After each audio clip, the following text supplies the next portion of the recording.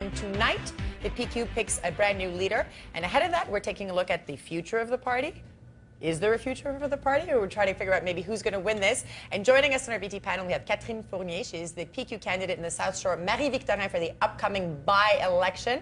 No date yet for that. Dr. Jennifer Drouin, part of Anglos for Quebec Independence and author of Shakespeare in Quebec. Charles Grandmont, a friend of the show, obviously, Deputy Editor-in-Chief of L'Actualité. And Valériane Maillot, postdoctoral researcher at the Université de Montréal and member of the Center for the Study of Democratic Citizenship, who co-authored a study that everybody is talking about. First of all, welcome to all of you. Thank you. We're going to get into lots of things, but first and foremost, tell me a little bit, if you can, les grandes lignes, if you will, of what your study found in terms of sovereignty, in terms of the Parti Québécois. So we conducted a study, a survey after the election of 2014 with 1,500 Quebecers, and we did an analysis of political attitudes, political support for the PQ in different generations, so among members of Generation Y, Generation X, and the baby boomers, to see what was going on and if there was an explanation in terms of generations of why the PQ had been declining so gradually and progressively since the mid-1990s. And I think one of the biggest things that you found was that the younger generation, Generation Y, for them this issue of sovereignty is settled. Well, it's first of all, we saw that there's definitely less support among the Generation Y in terms of votes for the PQ. They were the least likely to vote for the PQ in 2014. And one of the reasons why we investigate in this study is that they're less supportive of the idea of sovereignty. So, all of you here have different positions on this. Okay, we're going to talk to you, obviously, Charles, because you've been prepping us for tonight's election, for tonight's vote, I should say. When you hear something like this, in terms of getting into to tonight's big decision, does that surprise you? And how do you think it will affect the outcome? I think it points to a key element for the future of the PQ is the ability of the new leader to reach out to the younger voters. That is going to be key. Because in Valériane's study, it was clear that the youngest generation is more preoccupied with economy and really more open to diversity than their older counterparts. So how will the new leader play on those issues toward the electorate will be a key factor, I think. And Catherine, we're speaking about young people. If you win this election, you are going to be the youngest female MNA ever at 24 years old. When you're hearing this in terms of sovereignty, the issue of sovereignty being on the decline, does that now mean that for your generation, it's not so much about the issue of separation, you're just supporting the party? Tell me about that. What are you feeling? No, it's really about sovereignty. It's not that the young generation is less, yes, we are less sovereignist than before, but we're less federalist. We didn't take position on that question yet. So it's our job to reach out to the young generation, to go in the cégep, in the universities, to talk about the issue and interest the young generation to the question. So this is my job and I intend to do that. So your feeling is that the sentiment is still alive and well with young people despite what the study has shown? When we talk about the question to the young generation, yes, they're interested to hear about this because we were born in a context, in a political context, which the national question has been evacuated from the debate. So we have to do it again to interest the young generation. And in 2012, the Parti Québécois was the first party for the 1824. So politics could change so fast. That's one thing for sure. We can't predict the outcome. That is very interesting. And as you're speaking for the young voters, and over here, Jennifer, where you're speaking, a lot of our viewers would be surprised. Tell me a little bit about what your position is specifically. I mean, generally, you're Anglophones for sovereignty. For a lot of people, that's a head scratcher. Tell me, a lot of people at home are going, what? Explain that. The whole reason we exist is so that people don't scratch their heads and that they realize, yes, there are Anglophones who are in favor of Quebec independence. And one of the things that we're doing as a group is we are embodying the idea of convergence of sovereignist forces.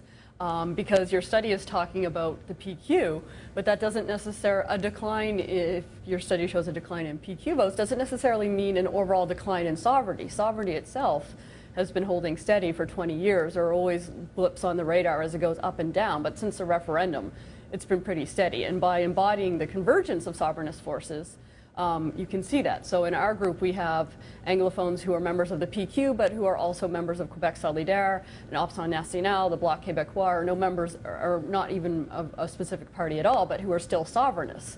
And what counts is the voting yes.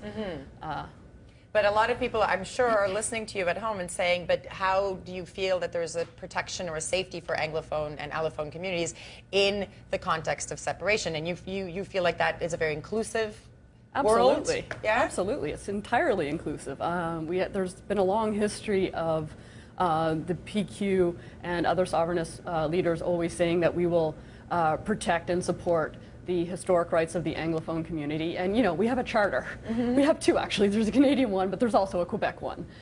So the rights of the Anglophone community are protected. And Jacques Parizeau's We Yes Victory speech was released at the beginning of this year. And it was pre-recorded on the assumption of a winning yes vote. And he specifically mentioned protecting the rights of the historical rights of the Anglophone community in the context of a yes that, in the moment he was filming it, had already happened. A lot of people remember that speech very differently. We're going to be getting into the future, actually the very near future, what's going to be going on tonight. I pushed you a little bit earlier this week for your prediction, and you said only a fool can predict this one, so maybe I'll get an answer. So much more to come. Stay tuned. You're watching BT. But for me, I don't find them relevant at all. Separation is not a good thing. It's a bad thing. So for the young and for the old. They have to modernize their party, and I think they're going through it, so we'll see what will happen. Yes, we will see what will happen tonight as the PQ decides who will be the next leader following PKP himself. Our panel is back. We're continuing to discuss the future of the party. Is there a future? We were just having a discussion during the break about, surprisingly, I was surprised to hear this, the average age of a PQ card-carrying member is 61 years old. In terms of Lisée and Cloutier, who's courting who, first of all? We were talking about baby boomers versus Gen Y. Who is courting who? Given the importance of baby boomers in the party, it's normal that during the leadership race, the candidate aim their discourse and their strategies toward baby boomers.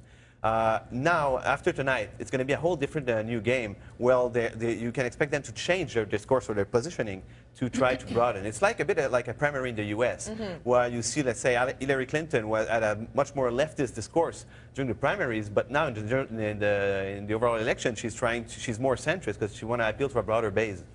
See, I had a misunderstanding of something earlier. I thought that Cloutier was going for a more younger vote because Lisée was going for the baby boomers, and you all just looked at me like I was a crazy person because you said he's a young, old candidate. Well, yeah, he's been playing it safe. He's been trying to appeal, I think, to a broader base within the PQ and trying to win as many votes as he can. So he's not been playing the identity card that much. He's not been playing the nationalist or sovereignty referendum card that much. So he's been trying to kind of accommodate a lot of opinions and trying to maybe score in the long term, while, as you were saying, it's really like now about scoring among the members. Yeah, step one, get elected, and then maybe flip things around. Yeah, in your study, one clear result that seems to show up was that younger people were less interested in identity politics than younger ones. They were according more importance to diversity.